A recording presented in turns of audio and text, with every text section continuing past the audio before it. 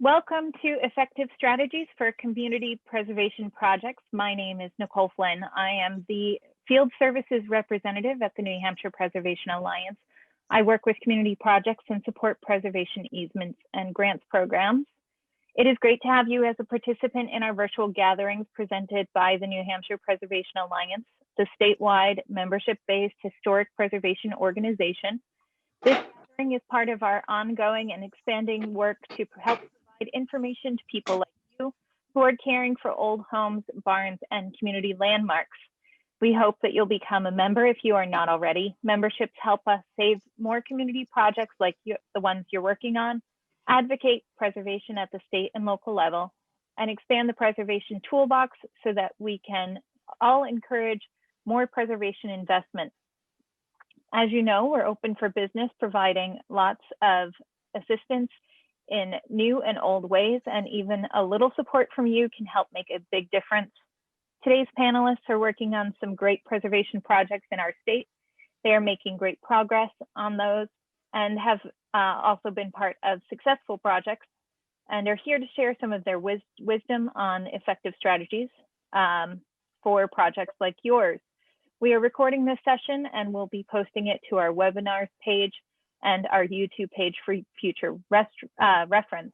This session will be discussion of the topics listed in the event description, but we will also encourage participants to pose their questions, share their ideas, and especially the successes.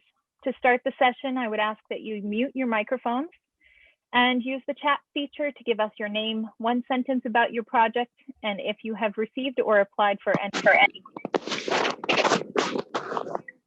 or a 7 to Save listee. During the session, we'll use the chat feature to pose questions or share comments, and we'll open it up to the end for any of those questions that have not been covered by our panelists. So it is wonderful to have Helen Frink, grant writer for Chase's Mill in Alstead. She's written 3 successful LCHIP grants from since retiring from Keene State College 10 years ago, and works pro bono in conservation and historic preservation. Althea Barton, Director of Outreach and Development at Kimball Jenkins. Rebecca Mitchell, New Hampshire Preservation Board member and a longtime preservation leader in Stratham, who has worked on several important community preservation projects in her time with the Heritage Commission. And Frank Lemay, New Hampshire Preservation Board member, professional engineer, and president of the Milestone Engineering and Construction. We also have joining us Maggie Stier, Advancement Projects Coordinator at the New Hampshire Preservation Alliance, and I saw a few other people pop in.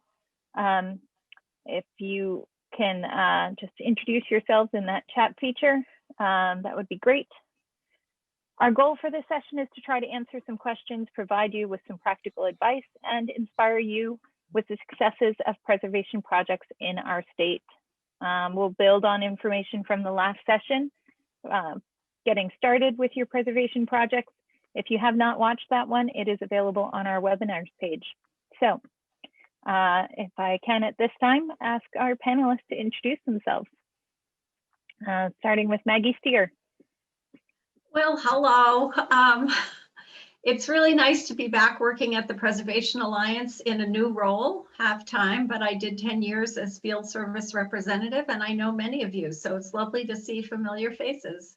Thank you. All right. Now, Helen? Good afternoon. I work for Chase's Mill in East Alstead, New Hampshire, pro bono. I always say no one could pay me enough to work as hard as I work for nothing. I'm sure many of you feel the same way. I've written 3 LCHIP grants and done fairly well, fairly successfully in raising funds for a very unique century-old little water-powered mill.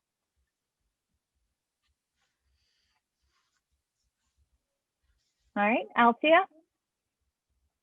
I'm Althea Barton. I'm the Director of Outreach and Development at Kimball Jenkins, which is a historic site in Concord. I wear several hats there, but I just finished getting through a $400,000 restoration of the roof and exterior woodwork of our 1882 house there, and have been in charge of the project and the fundraising as well. I've written two successful LCHIP grants and one 1772 grant. All right.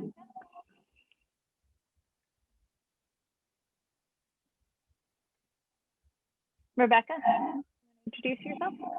Sorry. Hi, this is Rebecca Mitchell. Somehow I don't seem to be showing on the screen, but anyway, there you are. We see you. You do? Okay, great.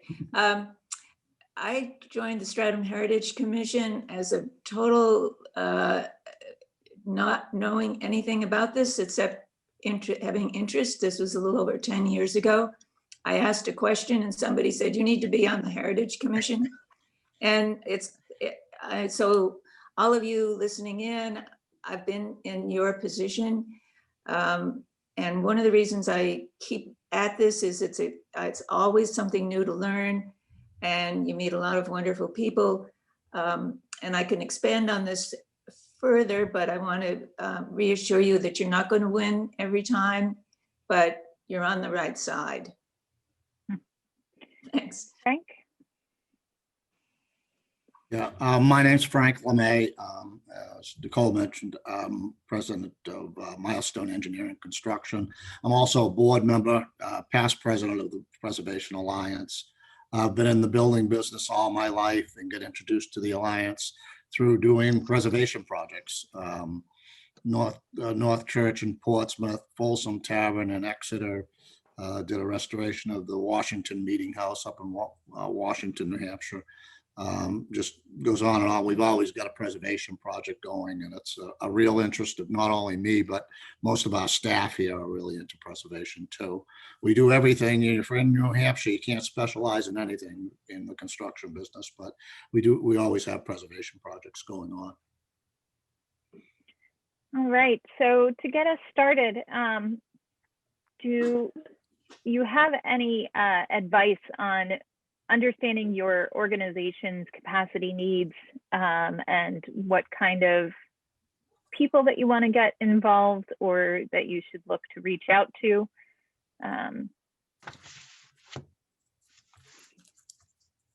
I'll let you guys just jump in. Go ahead, Ellen.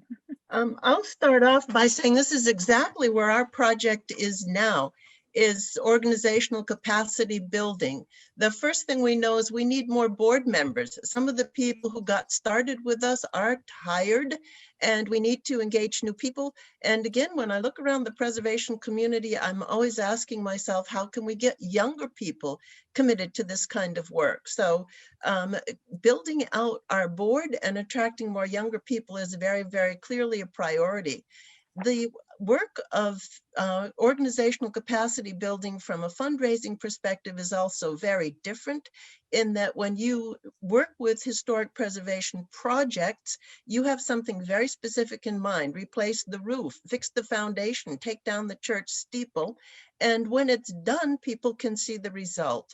When you're looking toward true capacity building, you're planning much more long range, and it's much harder to see the result. The results are ongoing support. So it's a stretch. It needs a different way of communicating. It needs a very clear mission statement, and it needs some different funding approaches and some different funders. All right, thank you. I'll just say a few words about heritage commissions. We're always looking for, we cover such a many wide range of types of projects. We're not just focused on one particular preservation save. So we look for a wide range of capabilities. And like Helen, we are always looking for younger people, and we bring them on. We have a young member now, and she has really blossomed with responsibilities being given with her. But you want to look for a range of things: people who are good at keeping track of money, people who are good at writing a press release, people who are good at graphics, people who are good at photography. Think, maybe make a shopping list of all the different tasks that you're going to be dealing with, and look for people who can handle those tasks and while supporting the entire goal of the project. I always say that, remember that it's about the people, not just about the building. So when you're trying to show the impact of your project or the importance of the project, make sure that you talk about it in terms of the benefits to people. And that's often the key to getting more people wanting to be involved. If they can see that now they'll have a place for their kids' brownie troop to meet, or you know, the conditions will be better for the patrons of the public library. So it's not just about the building, but really about how life will be improved for people in the community. I noticed in the chat that we have 4 people who have introduced themselves as being representing a town hall restoration project in various towns. And I guess I'm assuming that you are,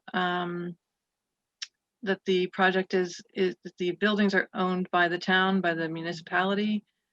So that's slightly different from, I come from it at it from a nonprofit viewpoint.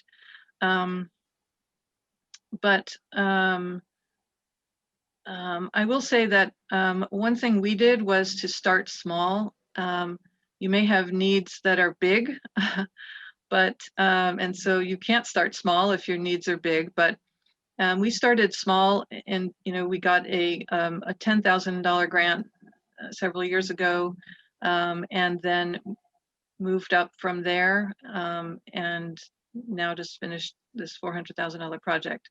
But if you start small, then you can start to bring in people who are interested. In our case, we are a historic site that has also been running an art school on site. So we were better known as an art school than we were as a historic site. But doing these projects, doing publicity around them has raised awareness of our place as a historic site, and is therefore bringing in more people who are interested in that, who are able to help us. But we've done it with a very, very small staff, a half-time, part-time staff member, and a few board members who really grasped the importance of preservation, and just doggedly went after getting the project done, and working on the fundraising. Can I jump in here with a few words about municipal projects? Is that okay, Nicole? Yeah. If you are a municipality, there are a couple of things that you can do that work very well. The first thing is, when town meeting comes up, then make sure you get before the public a warrant article if you can. You don't necessarily have to ask for money. You can ask for a vote of support, and that can be powerful. Remember also that most towns have a master plan, and that very often expresses a commitment to preserving historic resources. So work with the master plan, look for that kind of language, look for a warrant article that will demonstrate support, if not money, and look for unusual partnerships. In Ackworth, where I live, we restored some two-century-old horse sheds, and we did that because we needed a place to store the town hearse. So we worked out a deal with the town whereby the town guaranteed a payment of $5,000 to store the hearse for 10 years in a structure that actually belonged to the church. It doesn't pay in small towns necessarily to question the separation of church and state. We were interested in making things work, which it did. But enlisting the support of townspeople, a warrant article, and I want to say also that support is as good as money, written letters of support. So Chase's Mill is a water power project. We got a letter of support from a member of the New Hampshire State Legislature Committee on Energy and Sustainability, and that worked in our favor. Again, that wasn't money, but it was a letter of support, and that works very, very well. So spread your network wide, look around to see who can help you and how you can document support for your project. It's not necessarily money, but the community support, the goodwill that you need is really vital to making your project work. I want to also say for municipalities, don't forget that municipally owned structures are eligible for Moose Plate grants. And as far as I know, they're not available to nonprofits, but that is a good source of money to match LCHIP grants, and it can really help. I think the limit now is $10,000. So that's a very significant step. Thank you. All right. Anyone else have anything to add to this organizational capacity needs discussion? I think Helen's advice is really right on the mark. You need to look around, mentioning master plans. I can't tell you the number of times our Heritage Commission has trotted out the vision statement that was at the start of our master plan, which the vision statement said that the town values protected historical resources. So you just keep banging on about that and keeping people focused on it. And also with municipal buildings, there's so many people in your town with memories of things that went on there. We had a situation with our old town hall, which the town had sold. So that was sort of out of our control, but it was threatened with demolition. And we had a wonderful program where people came and talked about how their wedding reception was there. And we had a lot of old pictures, and you want to have occasions to get people into the building if you can, in case this is a building that's been closed off for a while and people in town might be not familiar with it. You need to, make people feel as if they have a stake in it. One of the best ways to get people into the building when you can't is Zoom. And we've organized a series of Zoom events for Chase's Mill. The mill's capacity, if we were able to be open, which we're not in the wintertime, would be 50 people. The Zoom events have attracted 70 to 100 viewers per event. And 2 of them have been purely stories and reminiscences and what do you remember about? And those work in about 3 different ways. People are happy to see each other. They re-meet old friends. They freshen up old connections on Zoom, and that's powerful. Remember also that when you do a Zoom event, there's a way to capture the people who registered for it. And that's your network of supporters. You get them, they registered over the internet. Your clever IT people or volunteers can capture their email addresses. And there you go with building out your network. So Zoom has proven even the horrors of the pandemic, it's an ill wind that blows nobody good. And using Zoom to broaden your base of support and reconnect with people is incredibly powerful. So don't forget to give that a try. Thank you. That's great. Frank, do you have something to add? Well, I was just going to say, and it's not really me, but my wife is on the Heritage Commission in our town in Chichester. And the numbers are dwindling down to where their meetings are 2 or 3, 4 people. And it really is important to recruit people and the more people you have, the more you can divvy the work out, the more, as it gets smaller, the workload gets heavier for all those people. So you've always got to be out there getting people on board with this, and then they get other people on board. So it's pretty important. They're at kind of that point right now where they just need help and they really need to recruit. So you really need to get out there. It's a tough thing with young families because they're young families. The kids these days have got to be everywhere, and they have a tough time dedicating an evening to a meeting and what have you, but keep trying. I want to address a little bit more about getting young people involved. And that is sometimes there are groups like Boy Scouts, Girl Scouts, 4-H, local clubs that are looking for volunteer opportunities. You get the kids, you get the parents. They'll learn who you are and what you're doing there. And we've had volunteer help with things as simple as clearing brush, moving things around, and so forth. And when kids in this particular pandemic situation spend so much time in front of a computer or confined, sometimes kids are really happy to get out there and do some physical work. And that again can really bring in their interest and the interest of their parents. Don't forget either that some of you have educational tours that you can offer, educational information. Schools don't have much money for field trips these days, but to be able to get kids out to a building, a library, a site, explore if there's a nature trail, a garden, what can you show kids? Teachers appreciate it. Kids love to get out of the classroom or get out of Zoom and go do something different. So get the kids, the parents will follow. Well, I'd just like to pick up on that too, because Becky talked about a program where she invited people to come and share their memories. But you really want to give people the opportunity to make new memories too. And if there's a nature trail or one could be created or some activity at the property, even if it's not rehabbed yet or not in use, that's still a great way to engage people and begin to build new connections for them to the place.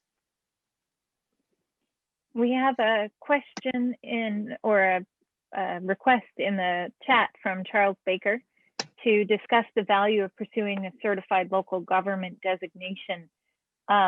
This, I think, really is an important thing to discuss here because it does open up some education opportunities and expertise support. Does anyone here on the panel have experience with certified local governments? It also is another grant funding source, which is a great reason to do it. But you have to have a local historic district first. Does Mount Vernon have that regulatory district? Yes, it does. Okay, and have you pursued CLG status with the Division of Historical Resources? It's in progress. Good. I think it's a great source of grant funds, and we only have 20-something communities statewide that have made this agreement to protect their historic resources in a formal way. But then the door is opened for you to be able to apply to a pot of grant funding that no one else is eligible for. It comes from the federal government and is passed through to New Hampshire towns. So if you do qualify, I think it's a great thing to do and to raise awareness throughout your municipal government that your town really has made a commitment to be a preservation-friendly town.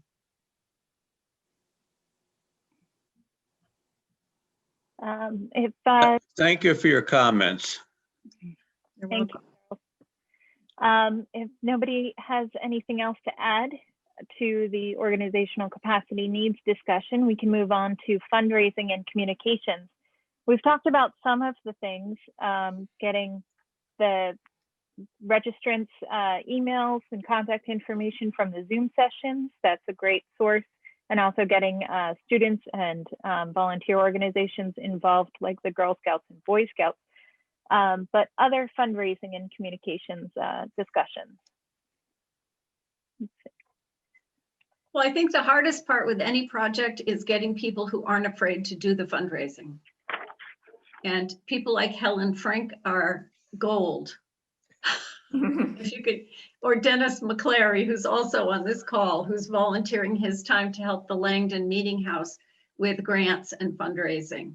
So many people are afraid to do that and don't know how to write a grant. So I think the Alliance can help with training, or we can hook you up with one of these people who has been doing it. And just coming up with your strategy of how you're going to fund your project is something that seems overwhelming to a lot of people, to say nothing of the scariness of going out and actually asking individuals for money. We've done some Zoom calls on fundraising and we'll probably do more as well, but I do think it's worth it to, once you have your board in place, to have somebody come in and give you a little pep talk on fundraising and how it's done and how you structure a project as a combination of individual donations and grant funding and even earned income if you can. I'd like to add that some organizations offer grant writing workshops. For example, LCHIP does. I've also attended a grant writing workshop offered some time back by the New Hampshire Charitable Foundation. And there is an organization called Community Development Finance Authority, CDFA, and they also offer grant writing workshops for their particular grant. You can go and learn. You may decide that you're not up to speed to apply for that particular grant, but you can certainly go and get the free advice. And that's a very valuable thing to do.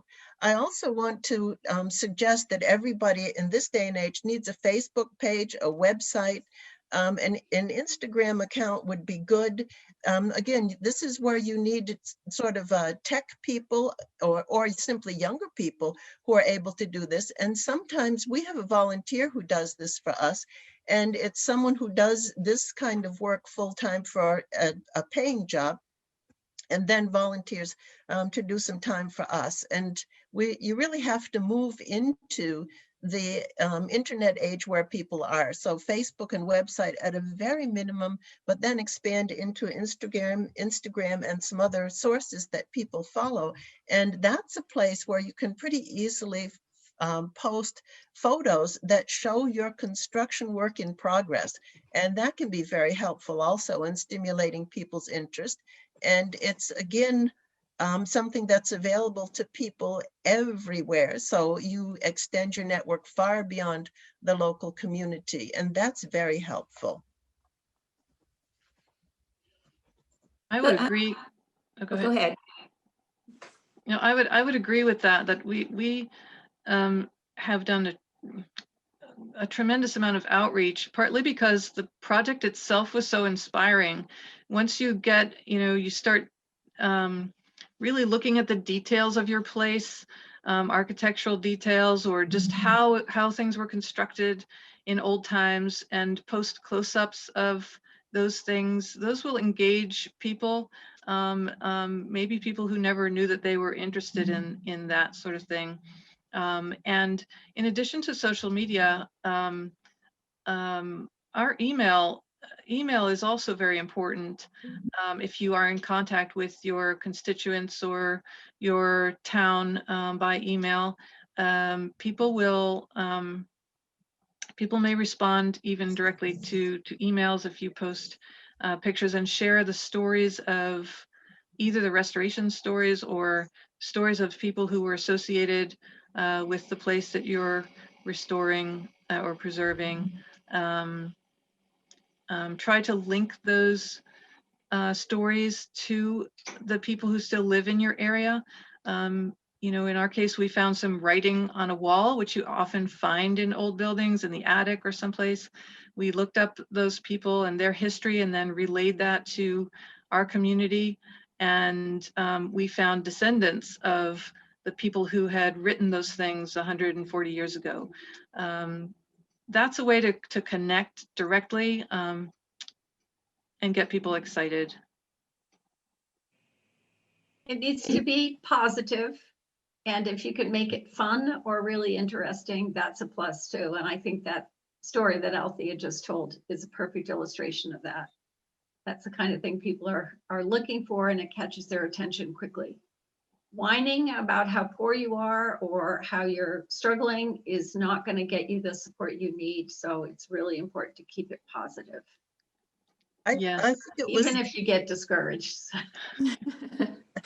I think it was Elizabeth Cady Stanton who said failure is impossible. And that's the attitude you need to adopt. I'd like to switch for a minute and say that someone in chat asked a question about are there grant funds for universal access? Can we take a minute for that, Nicole? Yes, of course.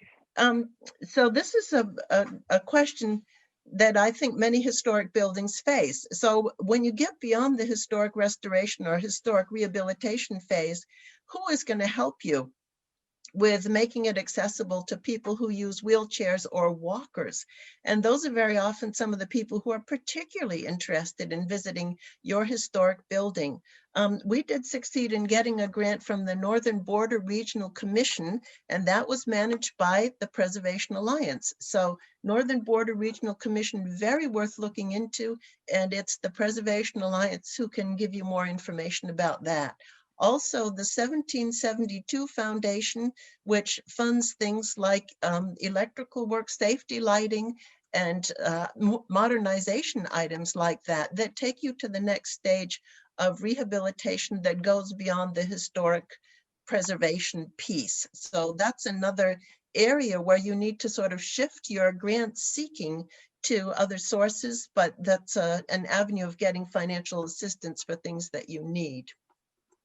And that's great, Helen. I will say 1772 is restricted to 501c3s. So if you're a municipality, that won't help you. The grant round for that required letters of intent by December 1st into the Preservation Alliance. So we've just missed that deadline for this year. There is sometimes municipal money for doing accessibility modifications, because it is a federal law that any municipal building has to be accessible. But it's much harder for nonprofits, and sometimes accommodations are made that may provide an alternate experience. For instance, if you can't put an elevator in your building, at least you could have a videotape or a notebook of photographs that showed what the upstairs of the building looked like. So that is acceptable as well. We had another question in the chat about pledges and escrow in capital campaigns. Dennis, can you unmute yourself and talk a little bit more about what your experience is? Have I unmuted myself? Yes? Yes. Yeah. Good. I'm working with a congregational church.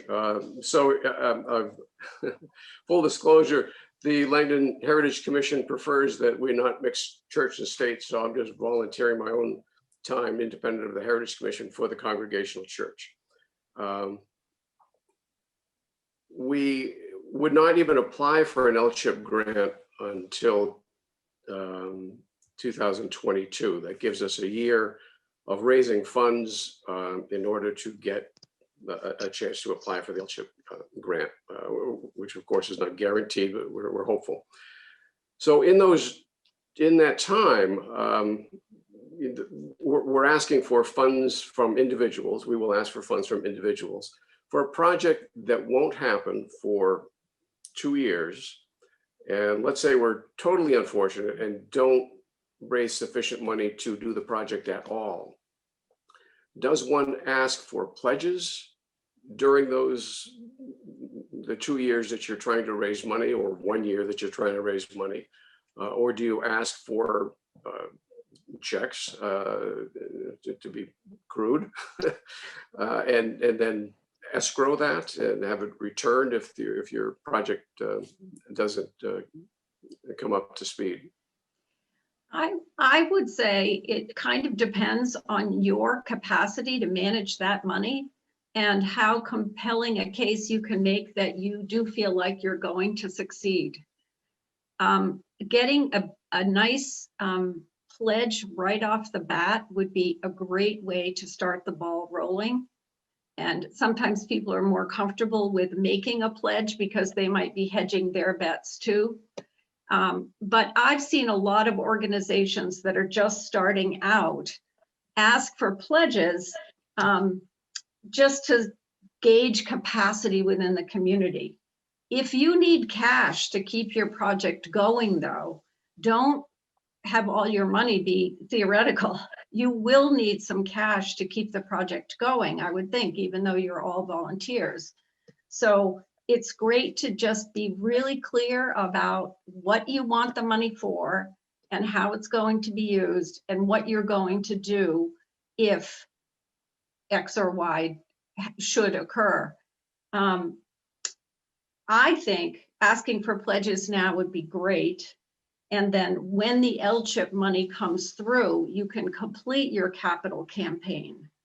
So having at least one nice pledge, say a couple $1,000, $5,000, would be great to get the ball rolling.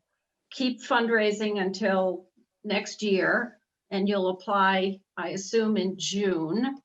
Notification in December, so your project wouldn't start until 2022. You could complete your fundraising at that point once you have the LCHIP grant in hand, because I think that's going to spark more people's willingness to give. That's just one way to structure it. You don't have to. I would hate to see you get a lot of pledges in and then have to give the money back. I think that feels sad. And it better not to have to do that and admit failure. As Helen said, failure isn't an option. And Dennis, you're clear that you don't have to have the money in hand when you apply to LCHIP, right? You don't, Yes. they give you, I think it's 2 years to come up with the money. And so that gives you some time. And I'm telling you, if you get an LCHIP grant, people are delighted to contribute. Nobody wants to leave money on the table. If LCHIP is going to give you half of your project cost, everybody wants to help fill up the other half, because nobody wants to see your project or your town lose what LCHIP is willing to give you. It really opens wallets. If you publicize, if you get the word out there, it's just such a wonderful program that you'll success breeds success, simply. So I'd say go for it as soon as you can. I might add that at the front end of this, we've got a lot of credibility immediately through the New Hampshire Preservation Alliance. Yes, We yeah. were designated this year as a 7 to Save building. So Right. that we know Yep. will open some doors and Mhm. obviously give us credibility. Mhm. I would say, from that, it all really depends on donor intent. So if you're having conversations with donors or potential donors, and they're saying, I really support this project and I want to give you this 1,000 or 10,000 or whatever, and if you don't get the LCHIP grant next year, then maybe you'll get it the following year. If they're willing to give it to you now, and they understand that maybe you make an agreement with them of what you would do if it doesn't go through or if it's delayed a year or two. As long as you have transparency with your donors, maybe they would have you put it towards something else if this project doesn't go through. So I think that conversation is really valuable, and it's very helpful to have the money now, because you never know what might happen in the future with their lives. I Right. think it's also helpful to know, Dennis, that LCHIP does give partial funding. So when we started out with Chase's Mill, which was we started out by asking for $250,000, and we got $100,000 the first time around. And LCHIP really said to us very clearly, we just want to see what you can do. So we were an unknown organization with a project that looked pretty intimidating. And so we got less money. We succeeded with that LCHIP grant and then went back for a second application. So you can start smaller and put your project in phases. And I think that makes it manageable. People can see what their donation will accomplish, and then it's a step-by-step long-term process from there. You We think, just had a question in the chat about donations to heritage commissions being tax deductible. They are. There is some language that will clarify that. If you want to send a message to Nicole, we can get back to you about that. Because many people don't feel that that necessarily is the case. It's an arm of town government, but donations for a project done by a Heritage Commission are tax deductible. So we can provide that information to you. The only thing I wanted to add in on that is I sit on a lot of committees with the Preservation Alliance, judging projects like Northern Borders, not Northern Borders, excuse me, 1772. And one thing that really impresses me is when people are getting things done. Don't sit and wait for somebody else to give you the money, even if it's patching the roof, doing painting, small projects and everything like that. They show a commitment to the building that you're really taking care of. I mean, grants come to people that are going to get something done. They want you to get something done, but you can show that you're going to get it done by having done things. So any little work you can do that shows you're committed to this project. So. Thank you. Yeah. That's a great We have point. one other question here in the chat about any opportunities that are available for for-profit development. I know that there are grants and low interest loans for small businesses and women-owned business and minority-owned businesses, but is there anything else that anyone on this panel can add to that? And I think Stu Arnett wanted to speak to that too. He just messaged me about that. So he works in that world and maybe he could speak to that next. Hi, Maggie. Nice to see you again. Hi, thanks. Same to you. Good to have you back. Yeah, if you have a property that perhaps could become a private owned property, or at least a privately used property, that does open up some other opportunities. Especially if it's privately owned, there is,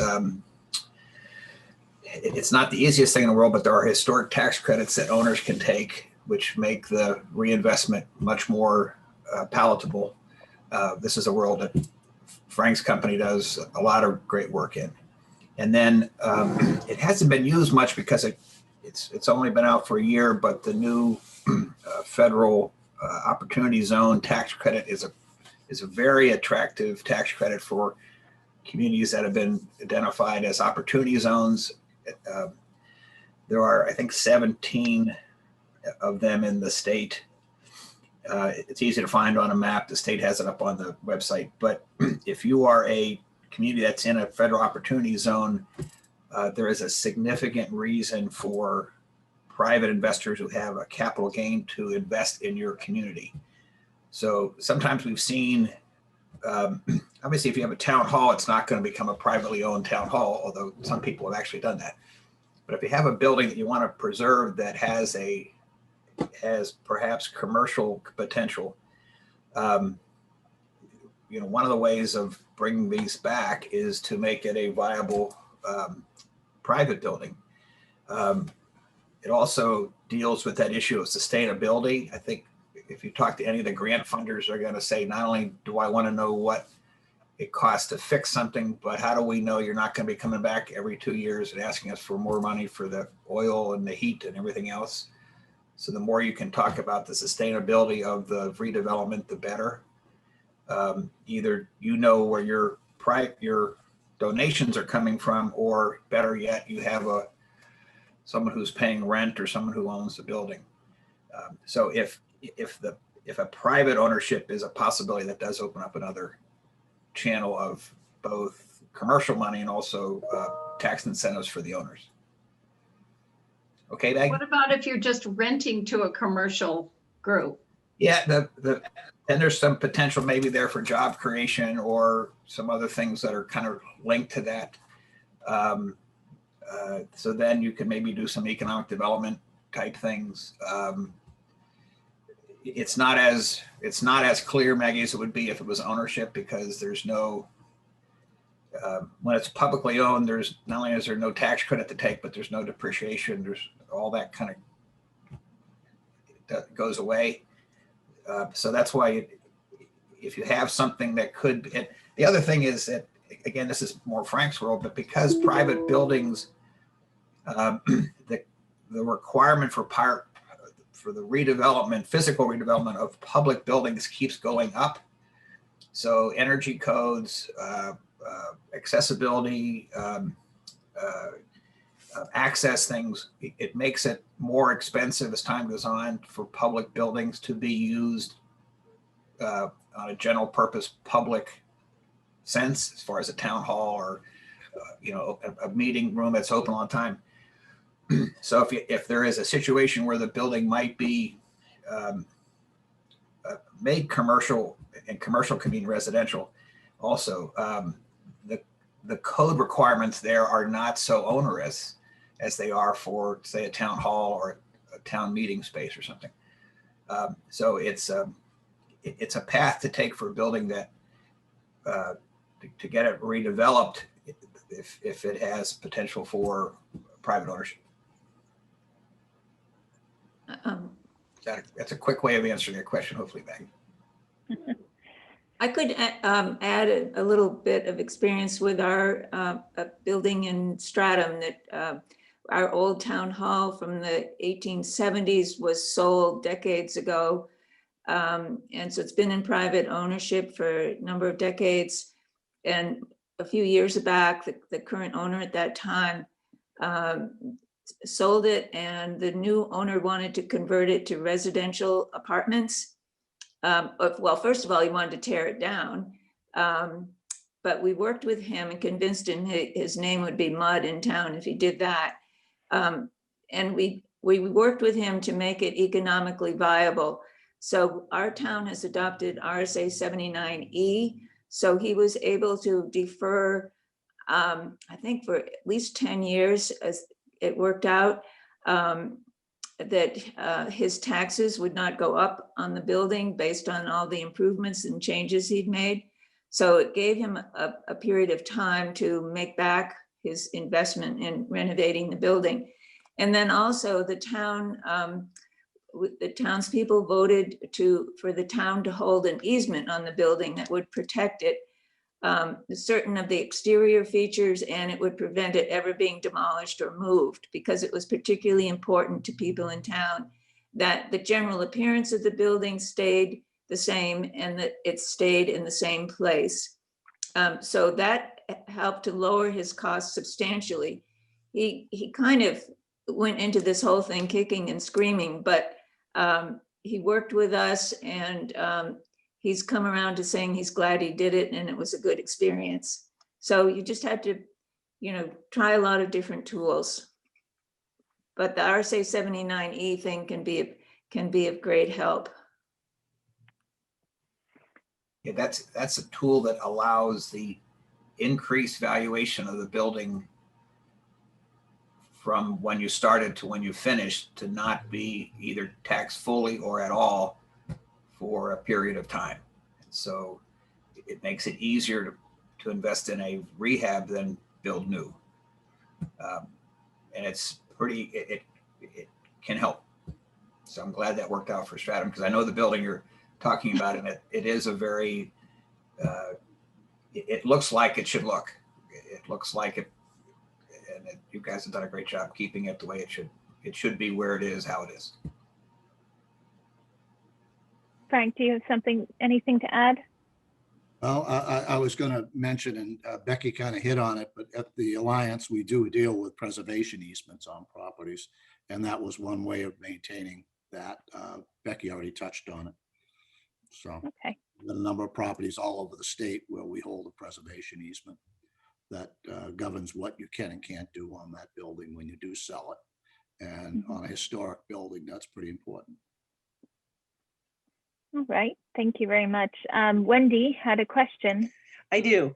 I'm just a little confused about what we just discussed. Are we talking about tax increment financing, or are we talking about the town placed an easement on the property? I'm a little confused because it sounded like tax increment financing to me. Okay, so the easement part that Rebecca was speaking of, did the town place the easement on the property with that personal property owner, and who held it? Was it the Heritage Commission or the Historic District Commission? We don't. It's an agreement between the town and the property owner. to hold the property owner's taxes at the pre-restoration or rehabilitation level for a period of years. And in return for that tax break, the owner gives the town an easement on their property. It's held by the selectmen. They're the ones that determine the amount of reduction in taxes that they're going to give. But very often heritage commissions do the easement monitoring because they can help the selectmen by doing that. Does that make it clear?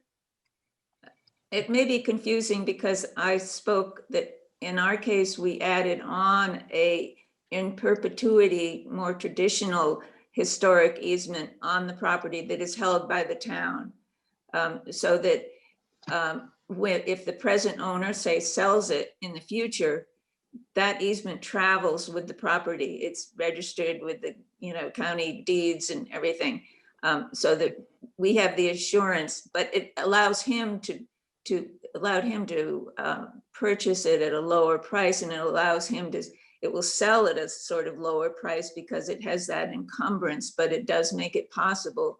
It makes it a more attractive option, basically, and covers that period after the RSA 79E tax abatement thing ends.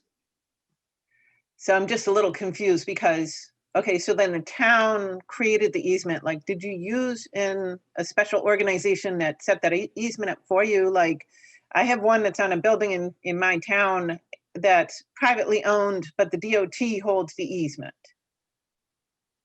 I'm confused. Wendy, I think the best thing to do is for you to go to our website and read up on the RSA 79E law, which needs to be locally adopted. I don't know if Windham has adopted it or not, but that's something that a Heritage Commission could do. DOT sometimes hold easements on building because the impacts of their traffic and roadway work have a negative impact on a building. That's the short answer, okay? I know we still need to get to one more section of this session, right, Nicole? Yeah. I think we probably ought to move on. Right. So if anyone has any specific follow-up questions, you can either include it in the comment section of the survey, or you can email me back when I send that follow-up email after the event. So let's move on to pre-development planning. A lot of times you need to have an idea of what your end goal is. And this pre-development planning can involve assessments, design plans, as well as just, now I'm gonna forget the. Getting your cost estimates. Yes, estimates, as well as an idea of incremental milestones that you can break your project down into, so that you're not looking at just one large end goal, but progress markers along the way.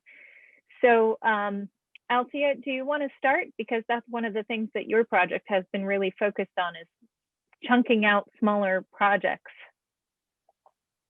Yeah, and I can't emphasize enough how important that is, and how important it is to have those assessments, to have, we have an existing conditions audit, which is a very thorough document of our whole property, going from foundation to roof, outlining priorities for what we need to be doing over the next coming years.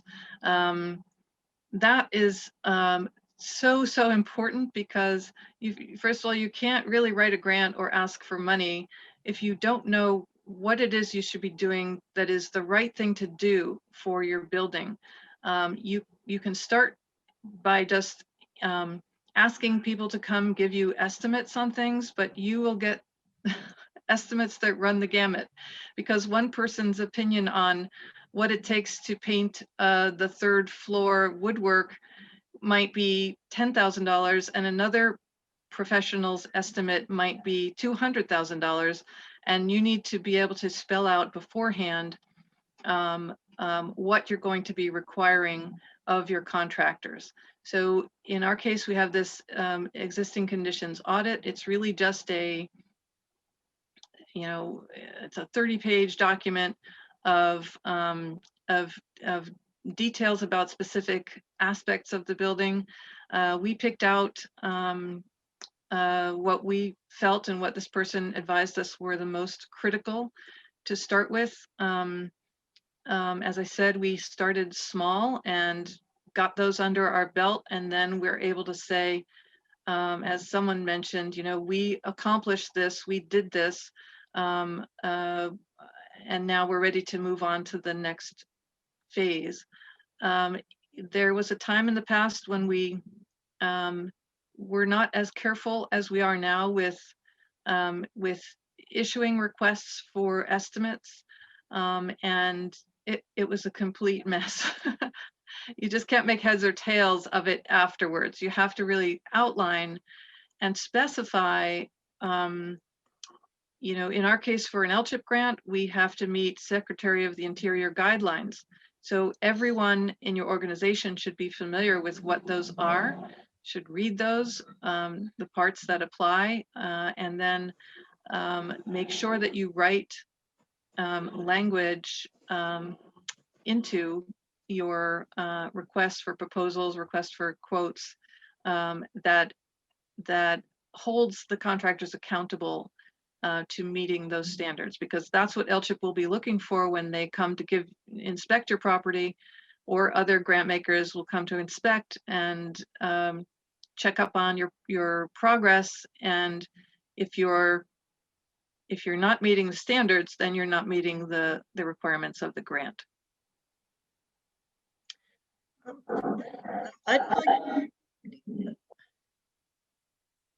I'd like to start a little bit before that. So to back up before the part that Althea covered, we began with a building assessment grant from the Preservation Alliance, for which we are deeply grateful. And that brought us a complete photographic and financial picture of everything that needed to be fixed: rotted roof rafters, erosion in the foundation, all kind of leaking windows, a dam that leaked, and so forth. And that gave us a phased estimate of costs so that we knew where to begin. First, you fix the foundation, and then you fix the roof. And that enabled us to have the basis for how much money to ask LCHIP for. So a building assessment, and again, it was our good friends at the Preservation Alliance who made that vital step possible for us. The other pieces that you need to be thinking of doing while you are getting ready for these steps, in order to apply to LCHIP, you need to have a building that is eligible for the New Hampshire State Register of Historic Places. So if you haven't already done so, you need to look into that process. If the building is judged eligible, that's good enough. That's the entry-level step. But eventually you do want it to be listed on the State Register of Historic Places, because that gives you a little bit more status. Another thing that LCHIP wants you to do is to adopt the standards and practices from the Land Trust Alliance.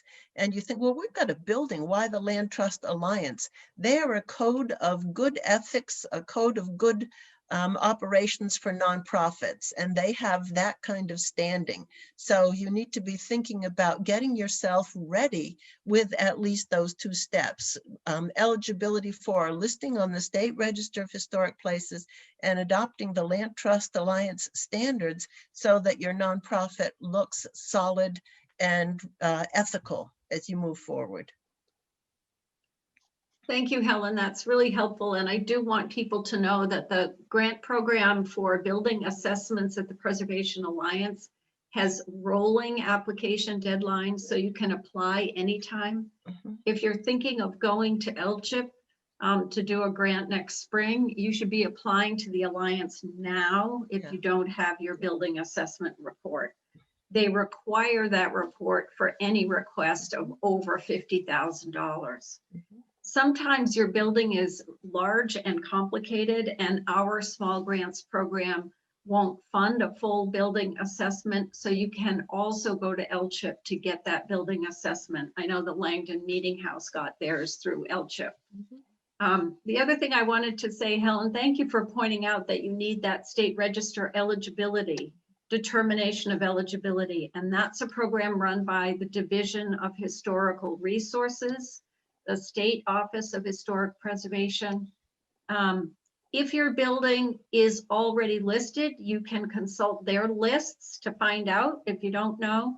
And also, you don't have to be listed to the state register if you're already on the National Register of Historic Places or are a National Historic Landmark. And you can find the list of National Register listed buildings on the website too for the Division of Historical Resources.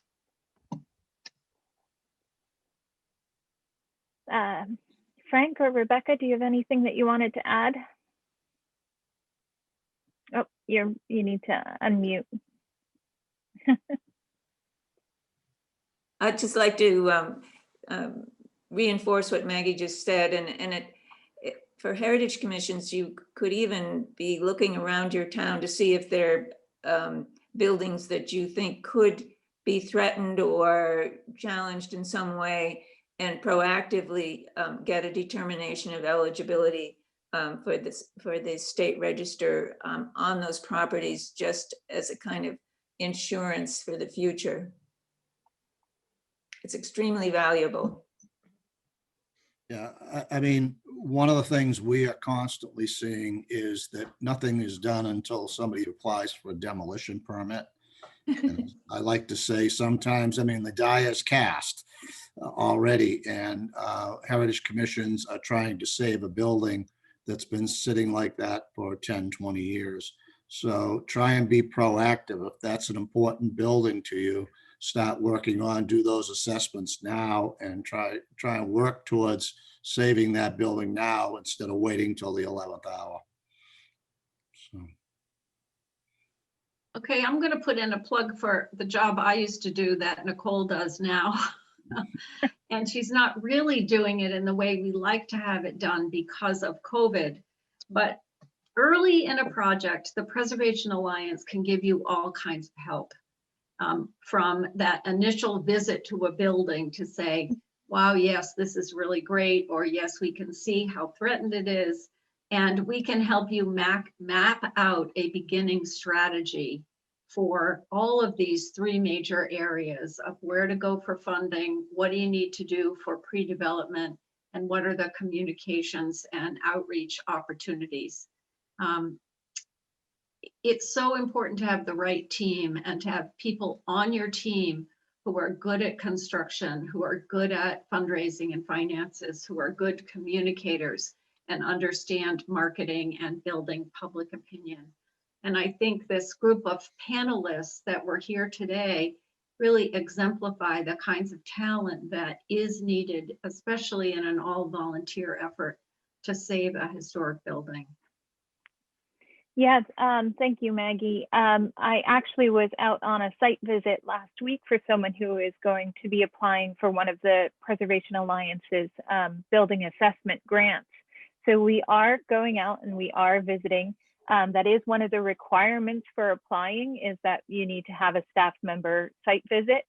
So Beverly Thomas and myself have been going out and doing those. So if you are in the market for a building assessment grant and you are planning on applying for one with us, please reach out to me and we will set up that site visit. We are just past the 1 hour mark here, so I don't want to keep anyone who needs to get going since it is a daytime session here. But I feel like this discussion was really good. We are going to put together a follow-up email with a lot of these tips and links and information. That may take a couple days to put it together. But if you have any specific questions, you can feel free to email me, nf@nhpreservation.org. My email was the one that I sent you the confirmation and the link, so you can just reply back to that. I want to thank all of our panelists today. we will be doing more sessions like this on specific topics going forward, and that schedule will be put out soon. So if you are not a member or you are not receiving our newsletters, please consider joining or simply just signing up for our newsletters. We do take your email that I did send your confirmation to, and we do add that to our newsletter. So if you have anyone else that you would like to send that to, please forward that to them and suggest that they join us. Okay. All right. So I feel bad that we didn't get to take any questions. Can we say we could keep going for people who want to or not? as long as the panelists are available, that's fine. I've got a little more time. Okay. So anyone who needs to go, please look forward to that follow-up email and survey. If you have any specific questions, you can put it in the chat or raise your hand.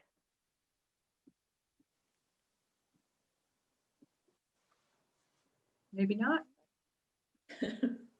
I think we're taking them as we went. So if anyone has any ones we haven't covered. Sandra? Yeah, I'm part of a new board that just took over the Rochester Fairgrounds. And that's a weird situation. It's kind of a quasi nonprofit. I didn't understand it, but because it was bought by 5 individuals 120 years ago, it's considered, and it has stockholders that were sold at that time, but it is now considered by the federal government, and we've always reported to the Charitable Trust Fund, but this town does not consider us a nonprofit. And so we have some extensive expenses, like $20,000 in property taxes, because it's a large piece of land, about 55 acres. But at any rate, we're a whole brand new board. We don't owe nothing from nothing. So I guess I would like to hear from you, or put something together, or where I can go to what's my first basic step. I guess I think we have an assessment of the property, which I'd love Frank to overlook and to see if he thinks it's complies with what would be necessary. But And you're a 7 to save, aren't you? we are a 7 to save. So it sounds like you should be at the head of the line for some field service from us as well. That would be great. We'll take it. Yeah. Yeah. I don't know. Where do you want me to start? I guess is the deal. Well, I think straightening out the legal status of the organization is what's most important. Becky, you're nodding too. I agree. I don't. The first thing you need to do is get a lawyer who's going to work with you pro bono to figure out what your exact status is, because it'd be very difficult to move forward without getting that cleared up. Well, you know, we've been trying that for 5 or 6 years, long before I got on the board. And even the Tom Donovan over at Charitable Trust doesn't know where to go with it. And it just, I don't know how to do that, I guess. And I don't think there's an attorney around unless they've got a real expertise that can figure it out. But well, we can't take no for an answer. So right, I got that, right. So we've got to be able to work this out. And I think the Preservation Alliance might be able to help you with the division of charitable trusts, if that's the issue, or the town is the issue. They have no interest in the property except as development and commercial with apartment buildings and what have you. They don't see it as a large recreational area, which we think that it can be used for that, for the community. It seems like a study for its potential reuse might be very valuable at this point. That was one of the questions I had. Should I write to the charitable fund to ask for a grant for a person that does that sort of thing? I don't. The Preservation Alliance grant program might be able to help you with that as well. Oh, okay. Or LCHIP, where you're a 7 to save, you might be in a good position to get LCHIP funding as well. For a study of the future. let's talk Okay. separately. I think Nicole, who's new in this job, might pull together a team of people who could help you strategize and brainstorm. Okay, that would be Okay. wonderful. That would be It's a good. wonderful piece of property and it has two lovely buildings on it. It has a, you know, a turn of the 1894 or something building that's the big exhibition hall. And then we have a racetrack with a grandstand, which we're told is one of 4 left in the country. I don't know whether that's accurate or not, but that's what we're told. So anyway, we don't want to see it. We don't want to see it condos. Or some Thanks of for us don't pointing want to. Yeah. Wendy? I just wanted to mention, if you have a conservation commission in your town, was any discussion done with them that they might be interested in it? Because they can hold property and they have more money at their disposal to actually put toward acquiring land. Well, in Rochester, they don't have any money. Rochester's a funny Yeah. community. It's a Right. community that doesn't put money aside for those kinds of things. And we have a historical commission who is really good, but everything that all our commissions do has to get a sign off by the city council, and the city council is just not interested in preservation. So it's, you know, those kinds of things are difficult to do, but I don't know. So that doesn't sound very encouraging to all you folks, I know.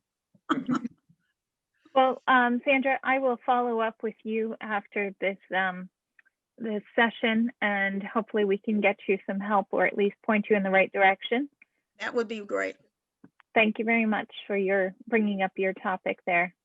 I think we need to finish up because we're just losing people at this point. So if you have any specific questions, please feel free to email me, and I will be sending out information for you guys. Plus this session will be posted on our website. So any last comments, Frank or Rebecca or Maggie? Thank you. Thank you, Thank you. Great to Nicole. see so many Thanks people. very much. Thank you to panelists. Do appreciate it. It's a wonderful start for us. All right, Thanks, thanks. Okay, bye, everybody. Thank you. Bye.